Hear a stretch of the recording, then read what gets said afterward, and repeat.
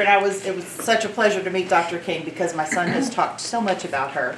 So this has been just wonderful to prepare for too. So this is called Laughing Matters, okay? So it's kind of a play on words because laughing does matter, and we're talking about matters that have to do with laughing today. So if you're ready to do that with me, I'm going to ask you all to trust me and laugh with me today. So just to tell you about the compassion fatigue, what I put there in my bio is I work for Wilson County Schools, and my job is to help families. And has anybody in here experienced stress ever? So pretty much anything that causes a family stress, I try to help with. I can't always help with that, so I have to connect people to resources in the community that might be able to help them because it's more appropriate for them to help them than it is for me. So, and I have someone who works with me, and we serve 22 schools, and there's a lot of stress in Wilson County like there is everywhere. So that's why laughing is really important to me, because it would be easy to have the compassion fatigue. And I'm glad that you she kind of indicated that some of you are familiar with that. So we can talk about that too. So. But we are going to be laughing, and I invite you to trust me, okay? Because sometimes when we talk about laughter wellness, it can make us feel a little like uncomfortable, even though we all do laugh. Babies start laughing.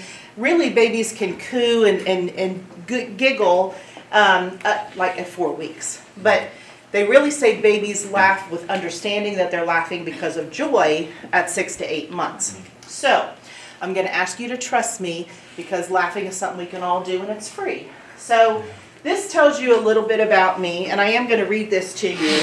I am from Horses in the Field and Practicing Daily.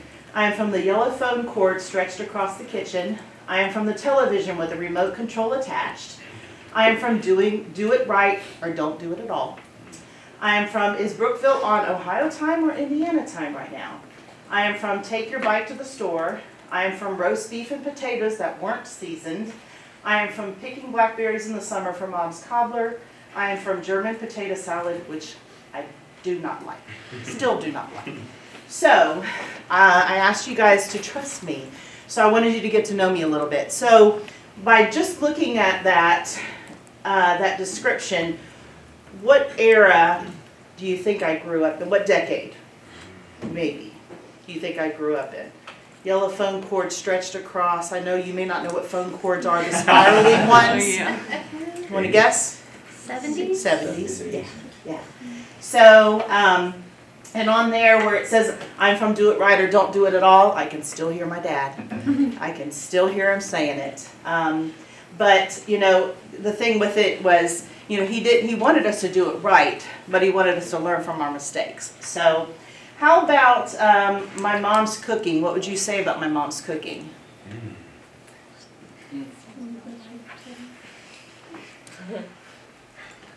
Not too exciting. Not too exciting. No, it wasn't. So my husband is from Texas. So when we met, there's a spice called Tony Chachere's. It's a really good spice. So I recommend it, and so does he.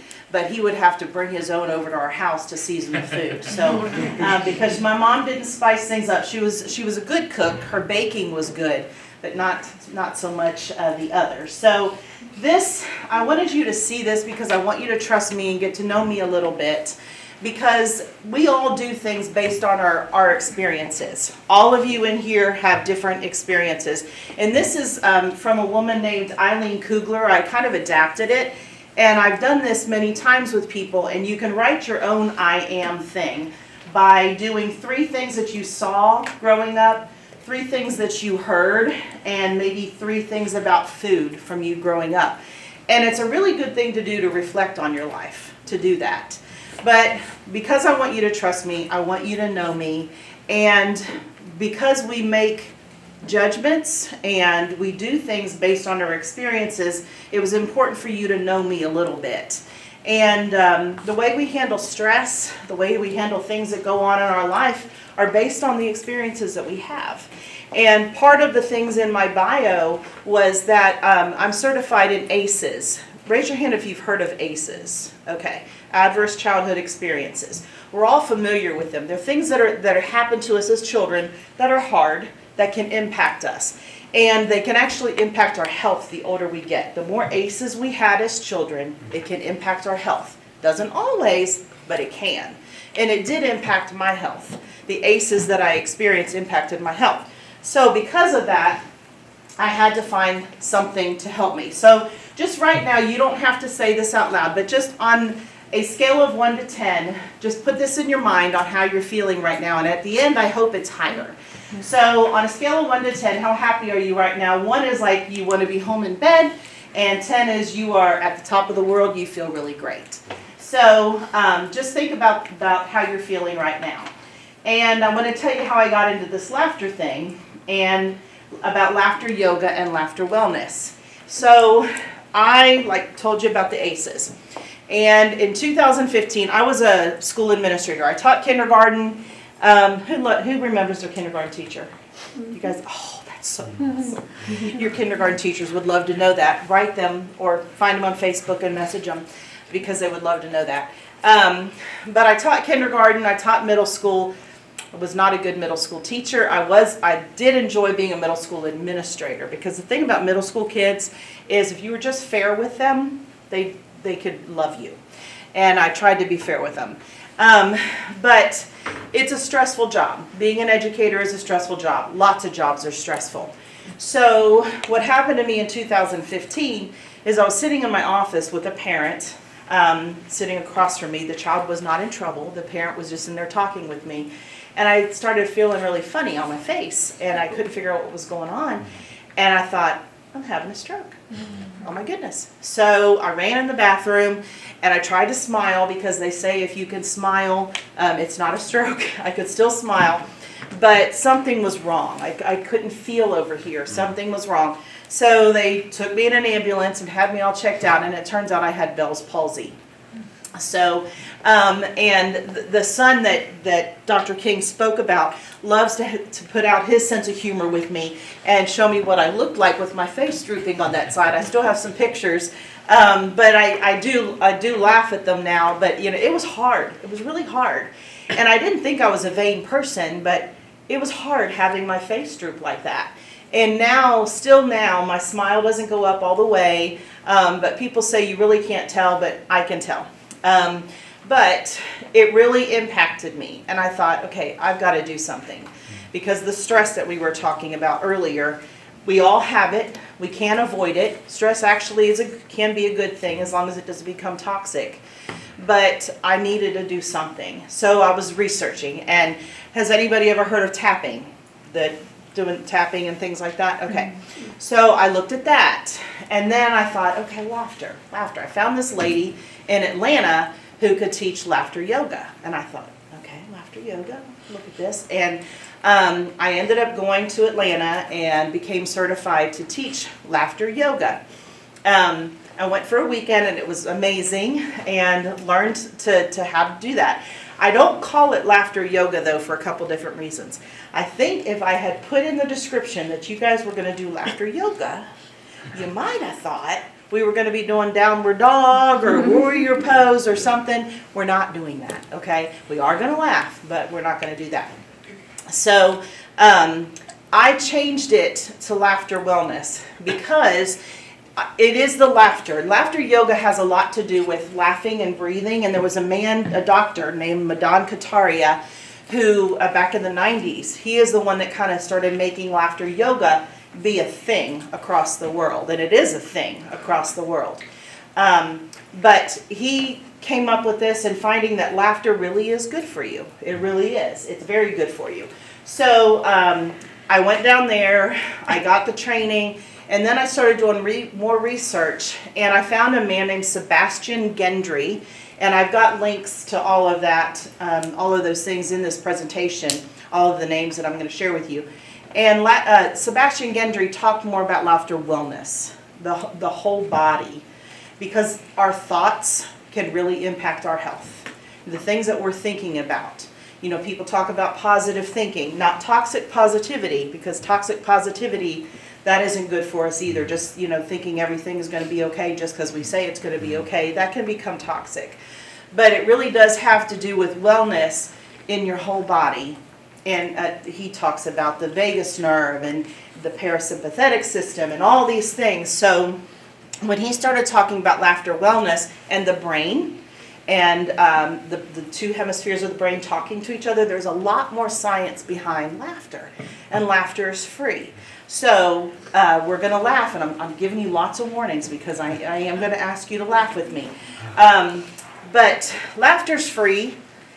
Every language knows what laughter is. Every cognitive level can laugh.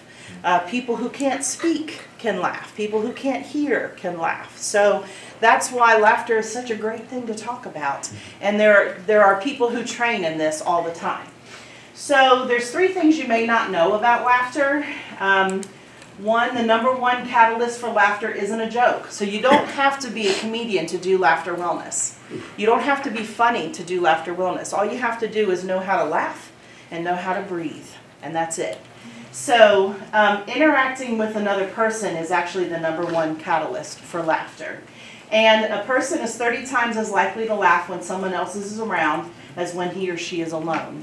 And you guys may have seen those videos on YouTube of people on the subway, and it's experiments. They'll start laughing, and then other people start laughing, and it's just contagious. And the human brain is actually unable to distinguish between genuine and intentional laughter. It has the same benefits.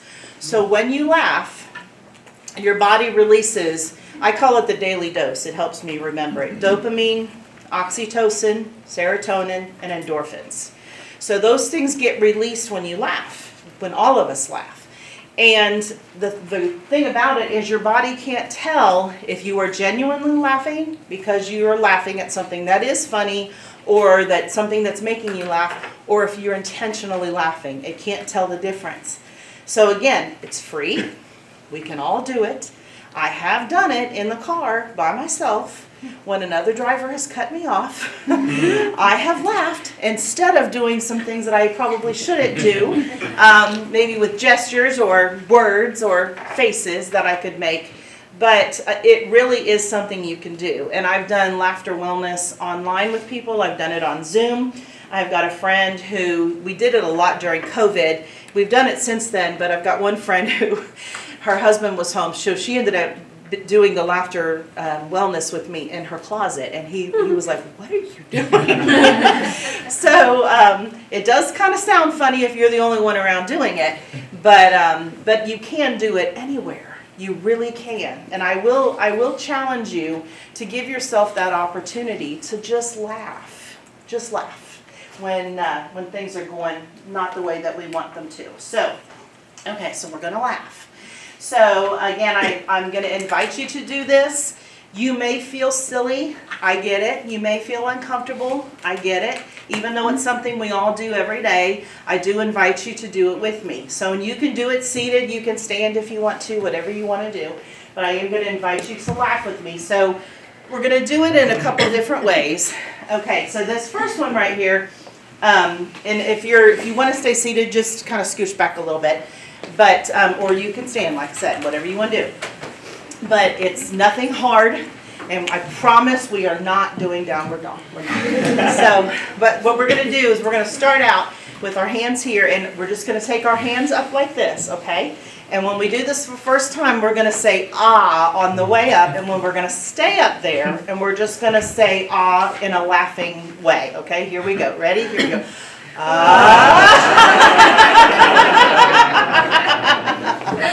Good job!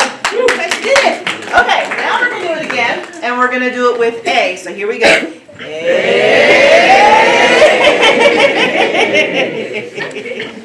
All right, now we're going to do it another time. We're going to do it with O. So here we go.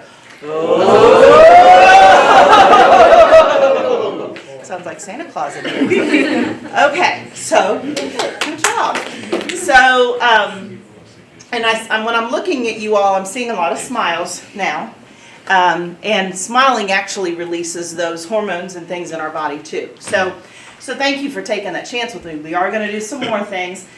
But the deeper you laugh, you know, has anybody ever, when you've been stressed, people say take a deep breath? Or, you know, if you've ever hyperventilated, they have you breathe in a bag or bend over or whatever. There's a lot that is physiological, that there's reasons for that. So the deeper you can breathe in your lungs, that part of your lungs, it's connected to your parasympathetic system, which it does a lot with that vagus nerve that we talked about. And it also, the parasympathetic system has a lot to do with your emotions. So the deeper you can breathe when you're stressed, and literally everybody right now, just take a deep breath and put your hands right here when you do it, and try to get your belly to go out down here. So when you're not calm, when you're feeling overwhelmed, the deeper you can breathe, those nerves that are in the lower part of your lungs that are connected to that parasympathetic system get activated. So using that. So again, with the laughter, the lower down you can laugh, the more it's benefiting you as well. So, okay, now what we're going to do is it's something called ha, ha, ho, ho, ho. And we're going to do it 3 times. It's going to go like this. It's going to go ha, ha, ho, ho, ho, ha, ha, ho, ho, ho, ha, ha, ho, ho, ho, and yay. Okay? So that's what we're doing. We're going to do 3 times and then yay. So go this way first. Here we go. Ha, ha, ho, ho, ho. Ha, ha, ho, ho, ho. Ha, ha, ho, ho, ho. And yay! Okay. The yay part is to do at the end because we don't hear enough positivity. We don't hear enough yes. We hear a lot of no and a lot of negativity. And I was doing a training for teachers once, and I was searching for top news stories of today. And when I Googled top news stories of today, it took me 12 stories going down the page to find a positive story. Most of the top news stories we hear are negative. So search for the positive. That negativity bias that we all have, that our brains are geared toward, that negativity bias, you have to do something about that. You have to choose. We're wired that way. So choose to find the positive. So when I was searching for all those articles, and it took me 12 things to find it, and it was about a bear. That's what the story was about a bear. And I was like, wow, that was really, it really opened my eyes to some things. So saying that yay at the end, you guys have heard a lot of no's today, whether you know it or not, you have. Now you've heard a positive, you've heard a yay. And the reason we do the ha, ha, ho, ho, ho, part of that is the pressure points in your hands, connecting like that, with like acupuncture, acupressure, all of those things. That is good for you. That's actually when we're at ball games and we clap, that helps to create some more of that excitement in our bodies, not just with the people around us. But another thing is when you do this and you do this, there's something in us called the midline. Raise your hand if you've heard of the midline. Okay? If they're education people, PE people, physical education people, wellness people, the midline, you've got a midline right here. You've also got one here. When you cross over the midline, you're actually waking your brain up. So when I was teaching kindergarten, some of those tests that we do with kindergartners is we would make them throw, and we would see if they could skip and things like that, and see then how they could kick a ball. That has a lot to do with your midline. And kids who can't do that, they can end up having some cognitive delays because they're not able to do that. So we help kids cross the midline. So to wake up your brain, do anything that can cross your midline in your body, because what it's doing is it's making the right and the left side of your brain talk to each other, which is a really good thing. You want that to happen. Okay, now we're going to just smile, okay? We're just going to smile. There's something called the Duchenne smile. So what I'm going to have you guys do is you're going to smile, and you're going to take your fingers right here. You're going to pretend that you don't want to smile, but there's strings attached right here, and you're going to pull your smile up like this. So smile with me like this. Okay, now we're going to do it again. Smile up like this. And now look around at everybody else doing the same thing.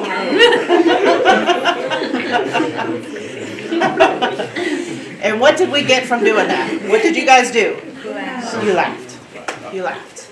So, and you took a chance. It makes us uncomfortable when we have to step out of our comfort zone. It makes us uncomfortable. But stepping out of your comfort zone is where you grow. Just like lifting weights, it hurts our muscles, makes us uncomfortable, it's painful. But in that pain is where we grow. So stepping out of your comfort zone, doing something just as simple as what you guys did, bravo, because it's hard to step out of your comfort zone. We tend to really think about what other people are thinking about us and what's going on around us. So congratulations for doing that, because you stepped out of your comfort zone, and that is a wonderful, wonderful thing. So, okay, now what we're going to do is we're going to say yes. All we're going to do is say yes. So we're going to put your arms up here like this. Put your arms up and go, yes! Okay, now let's do it again. Now this time, look at somebody else when you're doing that. So here we go. Arms up. Yes! Okay, so now you've given somebody else a positive. Woo! Say yes to yourself as much as you can. That is a good thing to do. Just saying yes, and it actually just wakes your brain up again. All right, the next part that we're going to do is we're going to shake it off. So this one, I'm going to show it to you first, okay? So we're going to shake it off, just like this, and then I'm going to say ha. You're going to say ha with me, and then we're going to go ha ha, and then we're going to go ha ha ha ha ha ha ha ha ha ha ha ha ha like this around our bodies, okay? So here we go. First, just shake it off. Shake it off. Ha! Ha!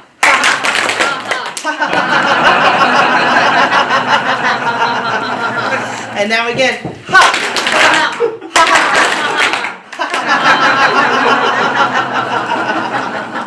This time when we do it, we're going to go down this way. So here we go. Shake it off. Okay.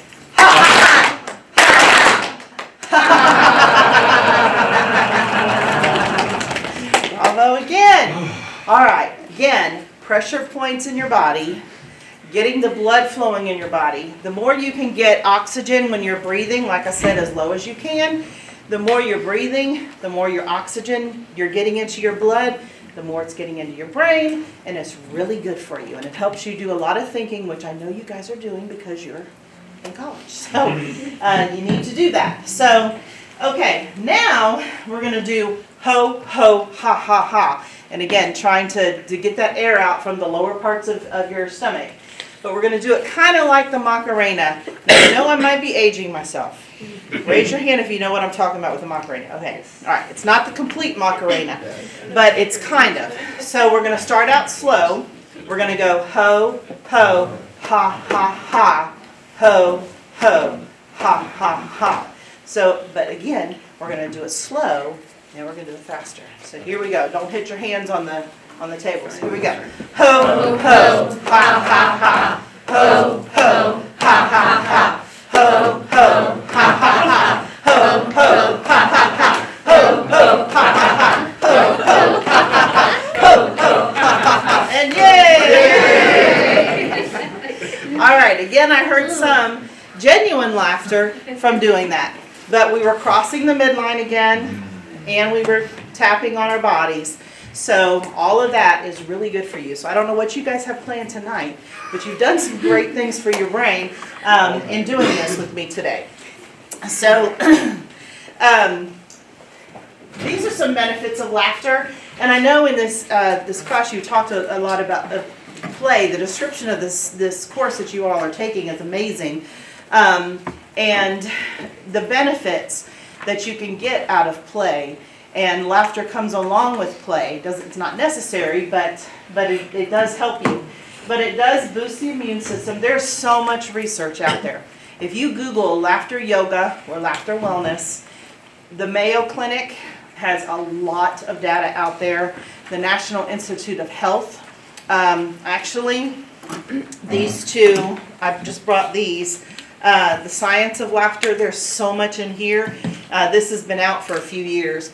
And the power of positive thinking. And again, not toxic positivity, but positive thinking and making a choice on how you're thinking. Why attitude matters. You know, attitude can really be a difference maker. It really can on how you're handling things. So, but these magazines are incredible.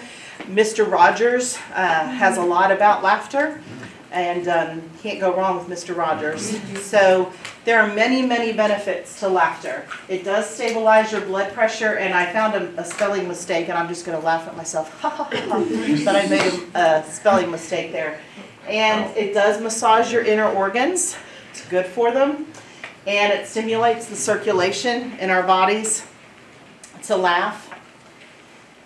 It increases the flow of oxygen to the muscles, that daily dose, the dopamine, oxytocin, serotonin, and endorphins, giving you that.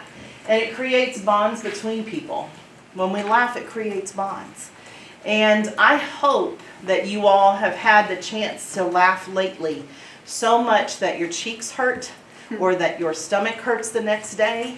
If you haven't had that opportunity, find something to laugh that much about. Find people to laugh that much with, because it really is good for your body and your mind. And it helps people cope by providing temporary diversion. And I'll tell you something that I used to do with my kids. It was a mom hack when I'd be driving and they were younger and they're in the back seat and they're fussing with each other. And what I would do is I would say, all right, hold hands and look at each other and do not laugh. And of course they would do it and they would laugh. And it would kind of lighten the mood usually. And it does just create bonds with people. It helps us feel more comfortable.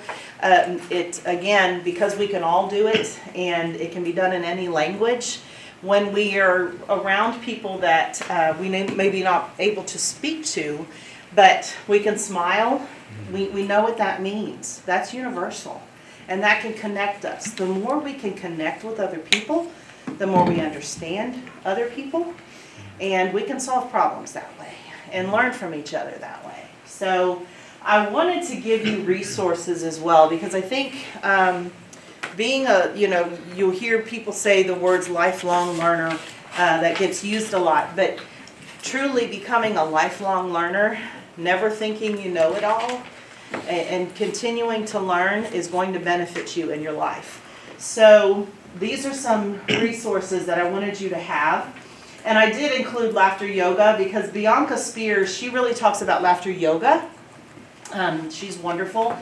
But Sebastian Gendry is the one that I first heard him calling it laughter wellness. So, and Dr. King, these are live links if you're able to share this with them, so those links can get you there. There's some websites that you can learn a lot. Sebastian Gendry does a lot of free laughter wellness sessions, usually on Saturdays, and they're very beneficial. Dr. Madan Kataria, he is the one that kind of put the laughter yoga on the map, where people started talking about it. And there was a man named Norman Cousins. This has been a while ago, but Norman Cousins had cancer. And what he did, it was this was, I'm going to say probably 70s or 80s, I'm guessing. But the procedures he was going through were very painful. So, excuse me, he wanted to find something to help him get through that. So he would watch comedies like crazy, just to make himself laugh. And those things getting released into his body, he did end up writing things about the laughter and how it helped him cope with that cancer. So laughter can really do some wonderful things for us. So Madan Kataria, and he is still doing a lot with laughter yoga. Bianca Spears as well. She is from Australia, and she has wonderful YouTube videos and her website. She has a lot there. And then Pete Can. Pete Can is from England. All these people are not from the United States, and it seems like that's where, and I'm not sure why, that it started in other places and it's just growing here. It's not widely known here yet. There are some laughter clubs. There's not a lot. That's on my list of to-dos, is to start a laughter club. Haven't done it yet, so if anybody here starts one, let me know and I will join you. But Pete Can is, I believe he's from England, I'm pretty sure. And he's got something called Canned Laughter. He's got a Facebook page. And then the woman that taught me laughter wellness, she actually taught me laughter yoga. Her name is Celeste Green. She is in Atlanta. And she learned, I think, from Dr. Kataria, I believe, is where she learned. And she actually does it in senior citizens centers with people, and there's a whole science behind that and helping them cross their midline, because the older we get with our brains, it's important for them to do that, and the laughter is also important for them to do too. So I put the QR code on there because I do want your feedback. It helps me to learn, it helps me to grow. It does not collect your email address or anything like that, so if you don't mind getting me your feedback, I would love your feedback, again, because I want to continue to learn how to do things and perfect things and share things that will benefit people. So, but you all trusted me, and I appreciate it, and asking you that 1 to 10 question again, I hope your number is higher now than it was when we started. So, actually, I hope it was on a 10 when we started, so it could be is higher now even than that. So, but I appreciate you trusting me, laughing with me, laugh with your friends, and I do challenge you to give yourself the opportunity when you're frustrated and at home. It will feel funny when you're alone in a room or in your car or something, and you just start to laugh. You'll feel self-conscious, and you're with yourself. So, and that kind of tells us things about ourselves when we do things like that. So, stretch yourself, step out of your comfort zone, and do that. Just laugh, and it will really make a difference. And you have to choose. You have to choose sometimes. Sometimes you don't want to laugh, but you have to choose to. And it doesn't mean it's going to make the problem go away, but it does give you that diversion sometimes to make you feel better temporarily. And when you get that blood and that oxygen going, it helps you make better decisions. Mm-hmm. So using the laughter in that way to relieve, get rid of some of the things that you don't need going on in your body, and adding in that oxygen and that blood, that helps you make better decisions. So thank you all for having me here today. Thank you so much, Dr. King, for letting me be here.